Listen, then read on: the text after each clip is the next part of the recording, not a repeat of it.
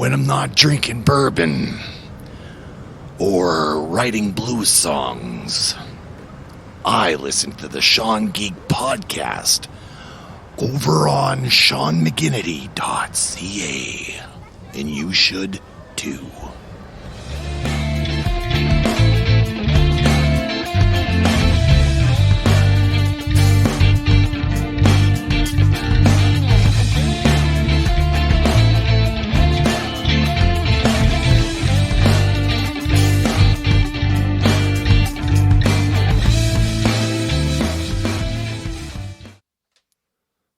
Hello there. Hello. Yeah. So, how you been? Still working. Tired. Still working stressed out. Yeah, still working from home. Oh God. Yeah, it's busy as all get out. Why is it so busy? I don't know. It was swamped. Well, I guess there's more stuff being shipped, I guess. I guess so. Yeah. Yeah, I don't know. I kind of thought I might have been laid off or something at some point, but it's never slowed down, not at all. So Well, that's a good I'm thing. grateful for that. No kidding. But working a lot of extra overtime, which I'm less grateful for because I'm not doing anything around the house at all. I mean, I didn't even shower today. There was no time. Oh, crap. Yeah. Well, a lot of people, I don't think there's a lot of people that are, they kind of forget to shower or do the things that they normally do. But. Yeah, I'm not in a public setting, so I don't know. Does it matter, Well, the funny thing is going to be the first time you try, the people are at home that aren't putting on their work clothes. As soon as they put their work clothes on, it's going to be like, oh, okay, I can feel the donuts now. or whatever they ate. It's like, yeah. There'll be a lot of shopping going on right after this. Oh, yeah, I think so, yeah. I'm sure. Yeah, so other than being fried, I actually had a lot to drink last night. Oh. I was so stressed out. Well, I guess you don't have to worry about being hungover when you go to work in the morning. Well, I guess not. I mean, I wasn't hungover, or anything like that. But Sophie and I, we both had. They just announced that they're relinquishing some of the. Relinquishing, is that the right word? They're letting some people go back to work on Monday, and with no notice, no nothing. Oh, you can open your stores on Monday. They announced this on Wednesday. So I don't know about you, but if I had a shop and I had, 4 to 10 people working for me, you know how difficult it would be to schedule that and then train the employees on what they're supposed to do under the new rules? Well, that also, and you probably have to scale everything down. Like you couldn't have, like if you normally had 10 employees, you could only maybe have 3 on at a time. Just because of the space thing. And I mean, if you go to any restaurant or any, if even a coffee shop, you're going to have that 6 foot, distance. So if you're going to have that, you're going to have maybe 8 people in the store at a time at the most to try and keep that 6 feet. Yeah, probably. Yeah. So you're going to have less maybe customers. Even less. Yeah, you'll have less customers. You'll have less people working. I mean, it'll have to be that way if you do want to keep that distance. Yep. I have a horrible that that things are going to backfire when this happens, because what's going to happen is over the weekend, or not even over the weekend. I'm not sure what's the incubation period of this. Like, when do you start getting symptoms? Well, they say 2 weeks clears you out. That's like a lot of what I'm seeing for, right. If you're confined to your home, if you've traveled, go to your home, stay there for 14 days, and after 14 days, if you have any sort of symptom, it'll show up within that time frame. Right. Well, 15 days. So even if they open it up on the Monday, you're not going to know for about a couple weeks. Yeah. And in a couple of weeks, a lot can happen. You saw what could boy. happen just day by day by day. The amounts that Yeah. doubled and tripled, and in some places we were super, super fortunate here. Yep. That we didn't have to. We didn't get the numbers that everyone else got. So we're kind of lucky on that aspect, but that can all change. Like it's I don't know. It's all unknown. But just by the probability of what's going to happen, and just by one, I mean, I don't know if it was one person who had it and then it kind of trickled off, or I think there was some talk today that, you know what, this didn't, I mean, it may have originated perhaps from China, but from there it went to Europe, and then from Europe went to, US or whatever. It may not have came directly from anywhere particular, but it'll spread to the point where you can't even. Well, it did to the point where it was like testing. It's like, well, have you been overseas? It's long past the. Have you traveled overseas? Now it's like everyone who's. I mean, those people are probably either recovering or still in the hospital. Everyone else that that hasn't traveled or just knows somebody who has it or unknowingly has it. Yeah, it's a blind, and they were talking. The mayor of Newark was talking today, and I listened to him. Actually, he's pretty knowledgeable. He's a no nonsense type of guy. It seems. Oh, really? Yeah. Oh, yeah. If you get to hear him. Who's the mayor of New York nowadays? Is that Giuliani still, or? His brother. He's he's a reporter or something, or he works for a station. They're brothers. They're both Italian. It's almost like watching Pacino and De Niro, like he's got that type of look, like the Scarface thing. Yeah. Nice. If you pissed him off, he might, type of thing.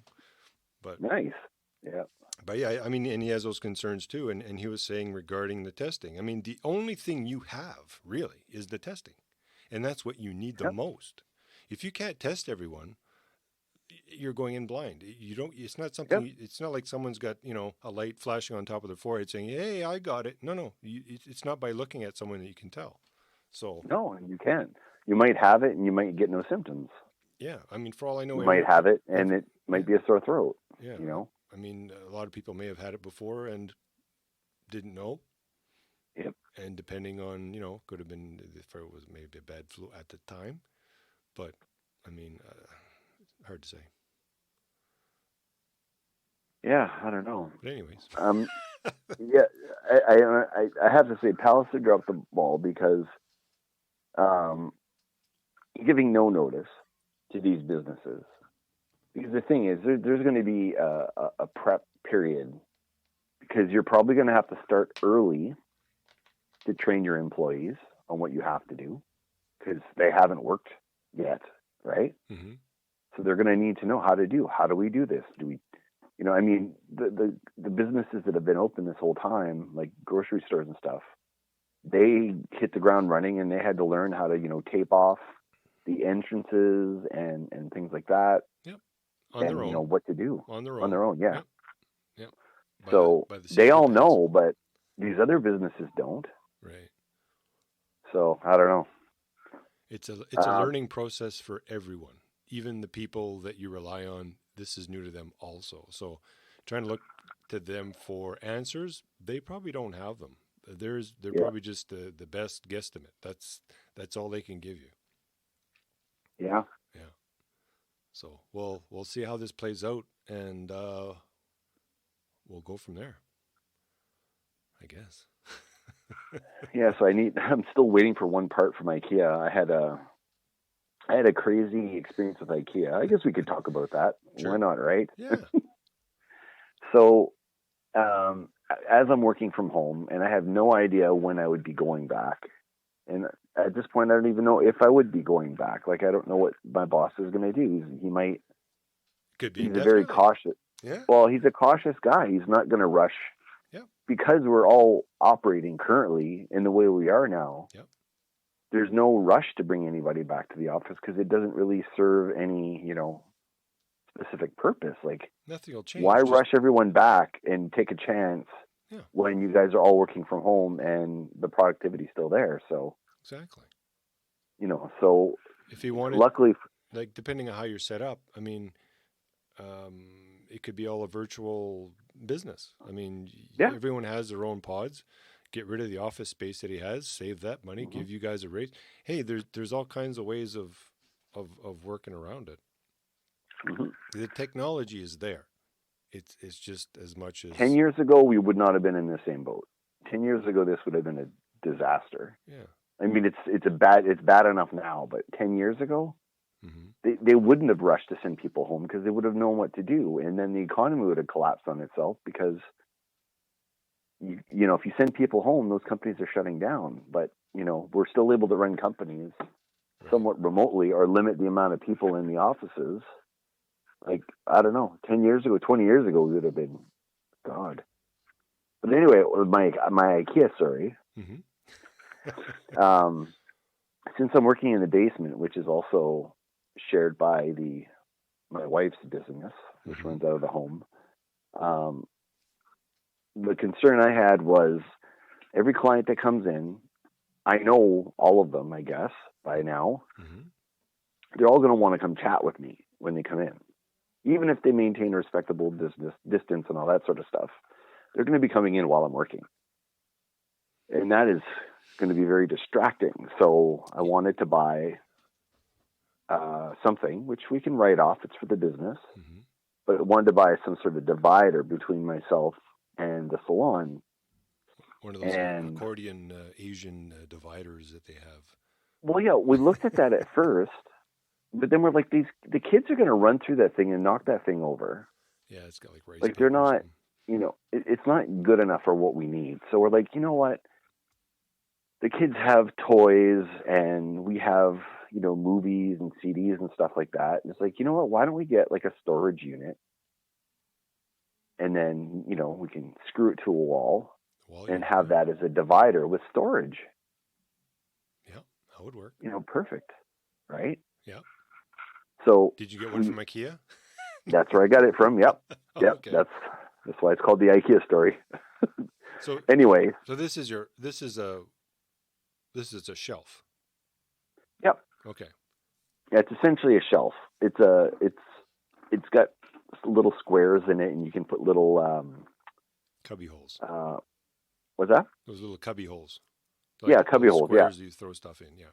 Yeah, you put little baskets inside, and and then it would block the visual. Right. And it's enough of a deterrent that I'm not going to be, continuously looking over my shoulder, or, I'm not going to be, I'll be able to focus on my work. Right. So anyway, I ordered it, big, heavy thing in 4 boxes. And we're putting this damn thing together. And this thing even comes with a strap because, it's so heavy. Well, like once it's assembled, it's so heavy, and it suggests a strap so you can actually get it up on its side, which it needs to be. And it's suggesting you need 3 people to hoist this thing up. Wow. So like, holy shit, like this, it's a solid unit, which is what I want, because I don't want the kids running into it and it just topples over. Mm-hmm. So anyway, so we're assembling it, and it's really lengthy, and you can't really use hammers to get everything in because, you don't want to wreck the wood or the fake wood. Right.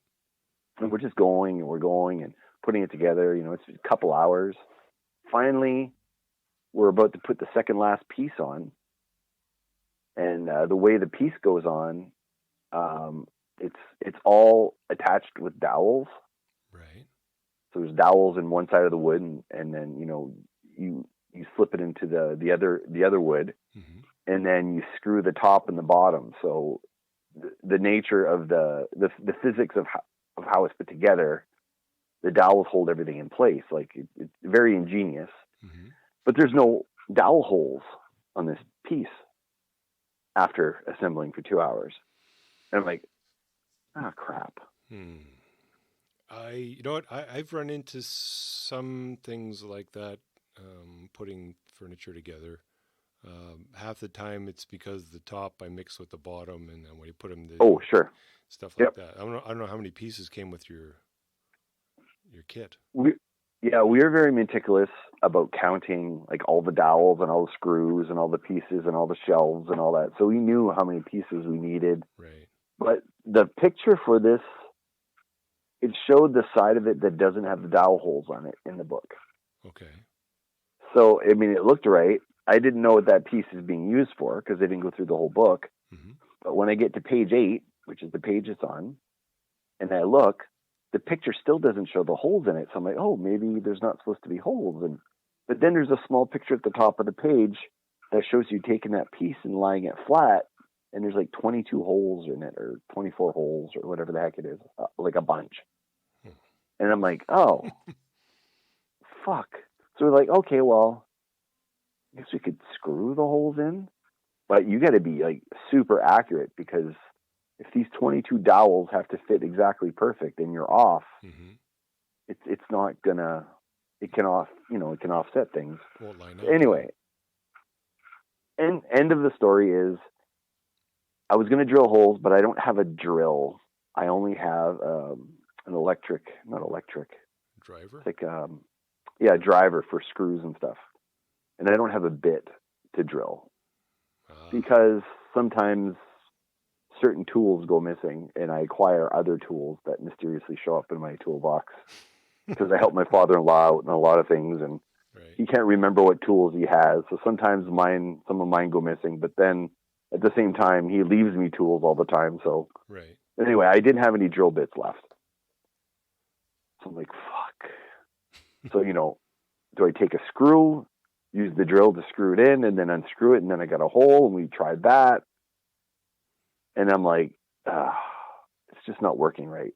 Yeah. And then the battery drained, and then I went to put the new battery into the drill, and I guess it wasn't sitting on the cradle properly, so it never charged. Oh. So and then we're like, what's that? Then you had to wait again. Well, yeah. So, and then we're like, okay, we managed to get 2 holes in, and we still can't jam the dowel in. And the dowel's supposed to fit in comfortably. It's not supposed to be super, you're not supposed to be driving the dowel into the wood. Right. So we're like, you know what, screw this. Let's just contact IKEA and, see what we can do. Because I'm suspecting that their help desk might have, different hours than, because, they're in Sweden, right? Right. Or Switzerland, Sweden. Well, I don't think you'd be calling head office in Sweden, though, would you? Well, the names were all peculiar. So they definitely weren't North American names, like standard, North American names. They seemed all Scandinavian. Well, when they opened up the store here, I'm sure they had to send some people out to, get it going. So perhaps that's where they're from. Yeah, maybe. But anyway, so I call, I get a hold of, they're suggesting not calling in because the hours are X, but you can do a chat. So I do a chat and I talk to somebody, and, I'm waiting, and it's pretty fast. There's like, I don't know how many agents they had, but it was probably like 20 or something, because the list it says you're number 36 in line, and then 2 minutes later I'm number 25 in line. Oh, okay. It's like, oh, okay, it's, what, this is good. I'm going to get a hold of somebody. We're going to deal with this. That didn't quite happen. Finally get a hold of somebody, and he's, and they say, I can't help you. It's not my department. What you have is a defect, and the defect department needs to deal with this. And they, they were closed. Right, of course. An hour ago or 2 hours ago, whatever. So I'm like, okay, well, who do I call who do I ask for when I, go back in tomorrow? And they say, okay, well, 9:00 Central Time. So I call in and I wait. And it says there's one person ahead of me. I'm super excited. 1 minute to wait. I'm like, this is perfect. 45 minutes later, I'm still the next in line, and it still says, 1 to 5 minute wait. Wow. Finally get a hold of somebody. And I'm doing work at the same time because, I'm at my computer waiting, and I got to listen for the ding because I don't want them to go on and go, is anyone there? Oh, no? Okay, goodbye. And then, so I'm waiting. Anyway, so the phone call, the chat was like an hour and a half long, and I had to take a video and take pictures and show what I had. And then they said that the part that was screwed up was there was two pieces in one box. Right. And it was one piece that was defective. So I said, can we just exchange the box? Right. You know, box 3 or box 4 or whatever it was. No, we can't do that. We need the unit back, and then we'll send you a new unit. But I'm like, what do you mean by unit? Like, it's just one piece. They want the whole unit back. But I'm like, okay, and you know, I'm pretending to be my wife, right? Because my wife bought it. So I'm like, well, I'm a lady. I'm not a very big person. It shows on the drawings here. It takes 3 people to lift this thing up. How am I supposed to get this to my garage so you guys can pick it up? Well, you'll have to disassemble it and put it all back in all the boxes. I'm like, are you kidding? Or you can exchange it at the store when the store opens. I'm like, okay, when does the store open? Is that tomorrow? No, she said after COVID, you can make an exchange for the piece. I'm like, but I need this because I need this before the stores open. And I explained the situation, you know, with why we're buying it. We're not buying furniture to buy furniture. We're buying it because we need it because of COVID. Right. You know, hoping that prioritizes me or something. And I'm like, nope. So I had to do that whole fucking thing again. See, now put it all in the boxes. I can't see why they can't just bring. Okay, you've got a full unit. Okay, so what you're saying is they're delivering it. Is that what you're telling me? Yeah. Okay, so they have a delivery person who brings the whole unit over. You grab the one box that has that one that in there that's defective, pull it out, put the other one in, give them the box that's already all intact, and just take it back. I don't know why they couldn't just do that. I mean, if they've got another set of the 4 boxes that make up the whole unit, they bring me that box. Bring all 4 boxes. I give them their box. Yeah. They bring their box back to IKEA. Right. And then they label all the 4 things as defective. Right. Like, why did they need the whole thing? Like, it doesn't make sense. But I was tired of fighting. So then after all that's said and done, it's going to take a week and a half for us to get it to you.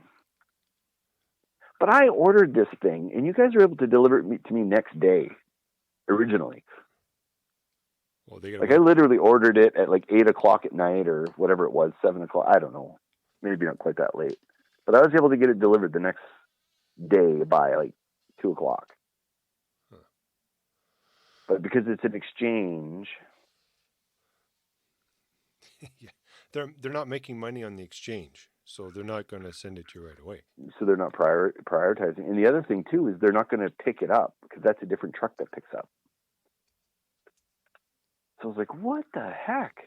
So, hey, I love IKEA and stuff, but I don't know. From a customer service perspective, I think they could have handled it a lot differently. They should do something differently. If it's something that's in the warehouse, I mean, I'm sure IKEA is still open, like the actual warehouse. You don't have to have customers. You can just they're loading trucks all day. 3 or 4 people there. So get the shit from the actual depot.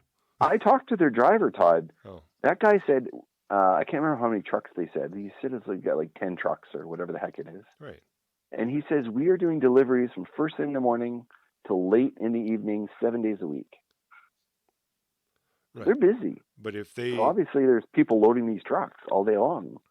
Yeah, but what if there's only like 2 in stock and they load the one at the warehouse to give to you to exchange? That's one less that they get full price for. Yeah. And if they're getting stuff all the time, there's no reason why they can't. They have a department to do repairs and stuff like that. Just replenish. They take it back and they fix it. You know? Whatever. Yeah, I don't know why. It's a racket, like they would say. So, despite how much I love IKEA, this was kind of a black mark for me with them. I mean, I've ordered stuff from either Walmart or, places where it's just basically, they give you these little metal inserts. You stick them in. They get these metal pieces that you screw into the board. You get the dowels to make sure everything's lined up. And then you put it all together, and then you twist the screwdriver, and it locks everything in place. That's usually what these modular ones are like. You just basically put them together that way. Yeah. Whether it's an entertainment unit or bookshelf. Yeah. So anyway, that was my IKEA story. Yeah. That's all I got. That's all I got. So we talked about COVID. We talked about that. Yeah. I guess we're doing a 2-part episode because we had a topic we wanted to talk about, and I think that'll be our part 2. Yeah. Well, we can do that, sure.